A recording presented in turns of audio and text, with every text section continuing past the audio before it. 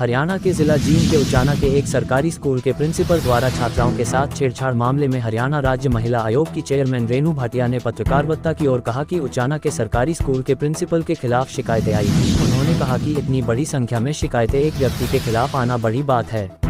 उन्होंने कहा कि शिक्षा क्षेत्र में ऐसी शिकायत अगर आती है तो एक शर्मिंदगी की बात है।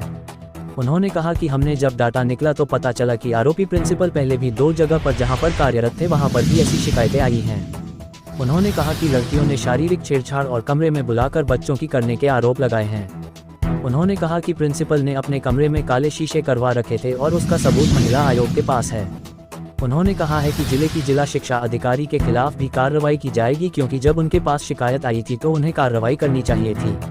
उन्होंने कहा कि जींद के एसीपी को महिला आयोग ने कार्रवाई करने के आदेश दिए थे और 24 घंटे में मामला दर्ज करवाया। उन्होंने कहा कि इस मामले में सभी को बुलाया गया था लेकिन प्रिंसिपल हाजिर नहीं हुआ।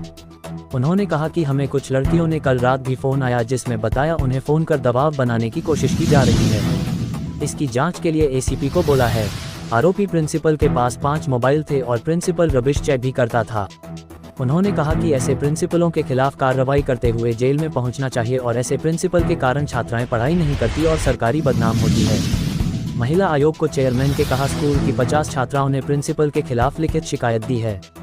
उन्होंने कहा कि इस मामले में डीजीपी हरियाणा से सख्त कार्रवाई करने की मांग की है। उन्होंने कहा कि 60 लड़कियों के बयान दर्ज किए गए हैं और सभी लड़कियां नाबालिग है। उन्होंने कहा कि लड़कियों पर दबाव बनाया जा रहा है। उन्होंने कहा कि इस मामले में जिले के एसपी को फोन करने के बाद कार्रवाई हुई है, इससे पहले कार्रवाई क्यों नहीं की गई, इस पर भी सवाल खड़े होते हैं। उन्होंने कहा कि प्रिंसिपल ने कार्यालय में लगाए थे काले शीशे, आरोपी पुलिस की गिरफ्त से बाहर है। उन्होंने बताया कि एक महिला टीचर का नाम भी सामने आ रहा है। उन्होंने बताया कि पोक्सो को एक्ट के तहत प्रिंसिपल के खिलाफ मामला दर्ज किया गया है। उन्होंने कहा कि आने वाली 14 नवंबर को सभी छात्रों के साथ में मुलाकात करेंगे। हरियाणा के सभी स्कूल की छात्राओं से अपील, कहा ऐसा कोई मामला आए तो महिला आयोग को सूचित करे।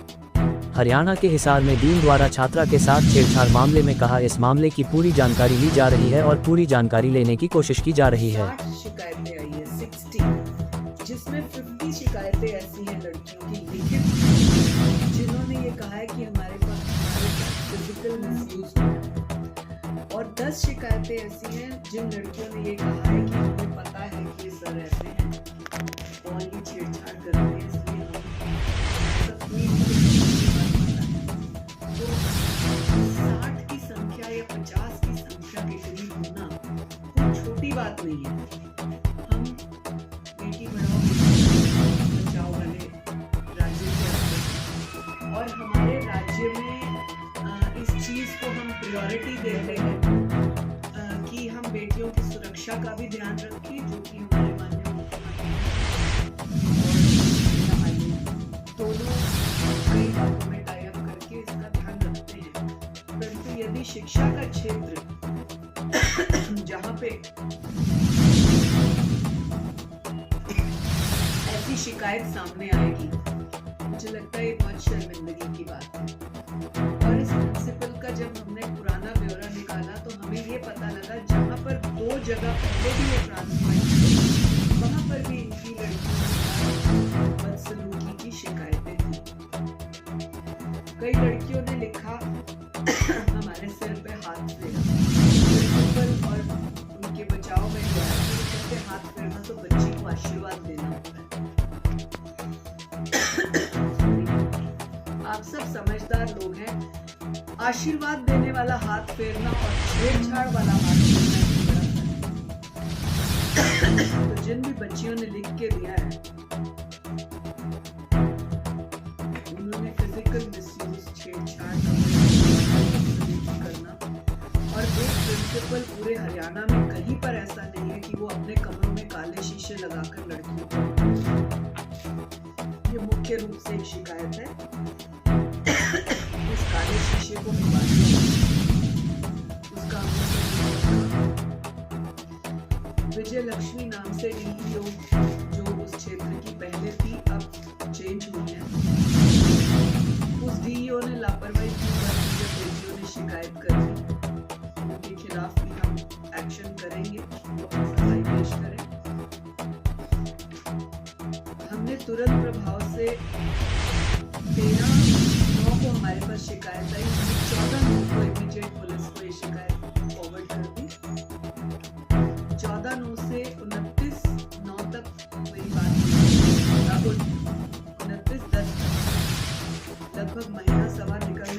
जब कोई शिकायत पर कार्रवाई नहीं हुई, बच्चियों ने हमें फिर से कांटेक्ट किया।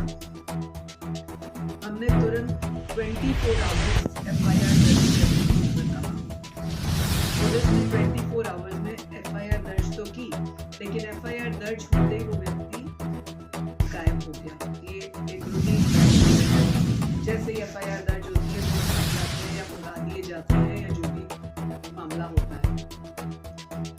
अब हमने कल 2 तारीख को जो निकल गई, हमने इस पे सबको बुलाया था, जिसमें DEO आई ज्योति और पुलिस के अधिकारी आए, DSP अमित भाटिया आए और SHO और IO जो इस केस से रिलेटेड है वो भी पहुंची। प्रिंसिपल हाजिर नहीं हुआ। प्रिंसिपल ने अपने बेटे और कोई अपने भतीजे को यहाँ भेजा। हमने पूरा दिन उनको बिठा के रखा और मौका दिया कि आप बात करके लेकिन नहीं लाए। आपको मुख्य रूप से ये सारी बातें बताने का और आज खास तौर से ये बात बताने का मकसद ये था हमारा और मकसद कि कल रात को हमें फिर से कुछ फोन आए जिन्होंने अपना नाम ना बताने के लिए बेटियों ने कहा कि उनको प्रेशर किया जा रहा है 15 लड़कियों को बुलाकर कि तुम्हें क्या फायदा मिलेगा, क्या करोगी, शिकायतों को करके चक्कर लगाने पड़ेंगे, जो कि और भी ज्यादा शर्मनाक। ये स्कूल ने किया है, पुलिस ने किया है, ये जानकारी हम ले रहे हैं जल्द। लेकिन आपके माध्यम से मैं DGP हरियाणा से निवेदन कर रही हूँ, SP सुमित कुमार से पुनः निवेदन कर रही हूँ कि 24 घंटे के अंदर उस व्यक्ति को अरेस्ट किया जाए। उसके पास 5 अननोन फोन्स पाए गए प्रिंसिपल के पास, जिनमें 2 को सिर्फ फैमिली को पता है, 3 फोन्स अननोन है। ये क्यों है अननोन फोन्स जो फैमिली को भी नहीं पता? उन फोन से ये बच्चियों को फोन करता था, मैसेज करता था, चैट करता था। कौन सा प्रिंसिपल अपने स्टूडेंट्स के साथ चैट करता था और रबिश चैट करता था? सबके सबूत हमारे पास हैं। मैं मीडिया का ये सहयोग चाहती हूँ, ऐसे केसेस को हाईलाइट करे, ऐसे प्रिंसिपल्स को तुरंत प्रभाव से बंद कराया जाना चाहिए, जेल भिजवाना चाहिए। ऐसे ही लोगों की वजह से बेटियों की पढ़ाई रह जाती है, ऐसे ही लोगों की वजह से पुलिस प्रशासन और सरकारें बदनाम होती हैं। इसलिए इस प्रिंसिपल के खिलाफ तुरंत प्रभाव से कार्रवाई करें।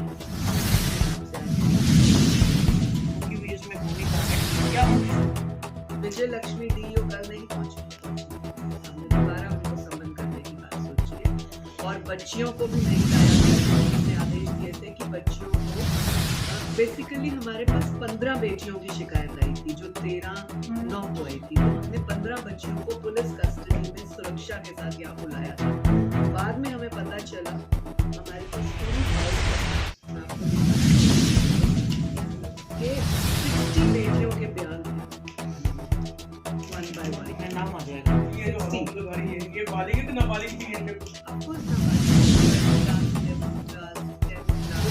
तो पॉक्सो एक्ट है। ऐसे मामले में देखा जाता है कि जैसे पुलिस की जो भूमिका, क्योंकि आपने कहा कि आपने संज्ञान लिया FIR हुई, या जो पुलिस अधिकारी है जो जिनकी नियुक्ति रही है, क्या इनके काफी कार्रवाई बिल्कुल संतोषजनक नहीं। मैं बिल्कुल सेटिस्फाई नहीं हूँ। इतनी छोटी बच्चियों का बार बार शिकायत जाना और फिर उनको प्रेशराइज करना।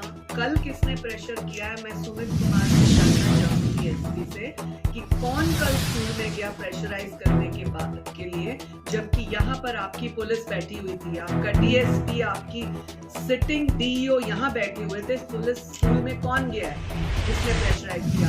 मैं दाद देती हूँ, शाबाशी देती हूँ उन पेरेंट्स को और उन बच्चियों को जिन्होंने हमें ये बात कही कि हम फिर भी आगे आने को तैयार हैं, हम फिर भी इस मामले को आपको सपोर्ट करेंगे, क्योंकि आने वाली बेटियों का और फ्यूचर का सवाल होगा। तो सुमित कुमार पर ये सवाल उठता है, DGP कपूर साहब से मैं जानना चाहूंगी कि ऐसी क्या मजबूरी है कि उन बच्चियों को प्रेशर किया जा रहा है, किया जा रहा है? FIR दर्ज होने के बाद उसको अरेस्ट क्यों नहीं किया गया? 3 दिन या 2 दिन लापरवाही क्यों हुई कि उसको भागने का मौका मिला? कोई मेडिकल वगैरह कराया गया बच्चियों का? नहीं, बच्चियों ने, बेचारियों ने तो शिकायत ही 1.5 महीने बाद हमें दी है। उनके साथ जो होता रहा, क्योंकि जो हमारे पास एप्लीकेशन आई है उसमें उन्होंने 31/8 को ये लिखी है। आप सोचिए जिन्होंने 31/8 को लिखी होगी तो उनके साथ महीना डेढ़ पहले से सब बदसलूकी हो रही होगी, लेकिन उनका मन नहीं बन पा रहा होगा। वो बच्चियां हैं, उनको कॉन्फिडेंस नहीं आ रहा होगा कि हम अपनी बात रखें कहाँ। और उनकी वो 31/8 वाली लिखी हुई हमको 12/9 को आती है। दैट मीन्स 31/8 से 12/9 तक यानी 12-13 दिन 14 दिन उन्होंने मन पक्का किया कि नहीं हम महिला आयोग को भेज देते हैं। और महिला आयोग ने 12/9 को हमारे पास आए, हमने 13 की उनको डायरी दी है, हमारे पास लिखित डायरी है, और 14 को हमने पुलिस को भेजा। 14/9 से लेकर 29/10 तक कोई कार्रवाई क्यों नहीं? हमारा 29/10 को दोबारा बच्चियों के कॉल आने पर हमने एसपी को कॉल किया तो कार्रवाई, तब कहीं जाके उनको FIR दर्ज किन धाराओं में मामला दर्ज? मैम एक बात और, वहाँ भी किस तरह की हमने पिछले 5 स्कूलों का रिकॉर्ड अपने स्टाफ को बोला है कलेक्ट करके लाएं, और 2 का तो हमें पता चल गया है कि इससे पूर्व 2 स्कूलों में जहाँ पर थे आसपास के ही गांव में, उनमें भी उनका रिकॉर्ड खराब। ऐसी काले शीशे रखना, काले शीशे का तो नहीं कहते, बट बेटियों के साथ इस तरह से धोखाधड़ी करने का। जो हमारे पास धाराएं हैं वो 341 है, 342 है, 54A, 354A, 10 पॉक्सो एक्ट। तो पॉक्सो एक्ट उस व्यक्ति के ऊपर है। मुझे लगता है कि बेटियां बड़ी हो या छोटी हो, कहीं पर उन्होंने इसमें लापरवाही बरती। एक कोई महिला टीचर का भी नाम आया तो मैं कि वो उस प्रिंसिपल को महिला टीचर कौन है वो भी लेकर आएंगे सामने। मैम आज एक और मामला आया है हरियाणा में ही सामने। स्कूल का कोई टूर गया था 71 बच्चों का, उसमें डीन ने कुछ बच्चियों के साथ बदतमीजी की, हिसार का मामला है। इसको भी मैंने पूरा सोचने के लिए बोला है, क्योंकि जब तक मेरे पास डिटेल नहीं है मैं, लेकिन जहाँ पर भी इस तरह की हरकत होती है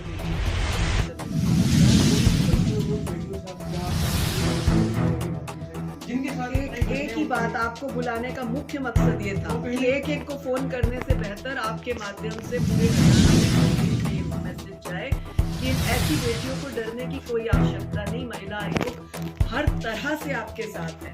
यदि आपको स्कूल से निकालने की धमकी देते हैं, आपको फेल करने की धमकी देते हैं, आपको किसी तरीके से हरास करने की धमकी देते हैं, महिला आयोग पूरे तरीके से आपके साथ है। बिल्कुल डरने की आवश्यकता नहीं। आप खुलकर हमारे साथ आए, हम आपके नाम उजागर नहीं करेंगे, लेकिन आपसे जानकारी पूरी लेना चाहेंगे।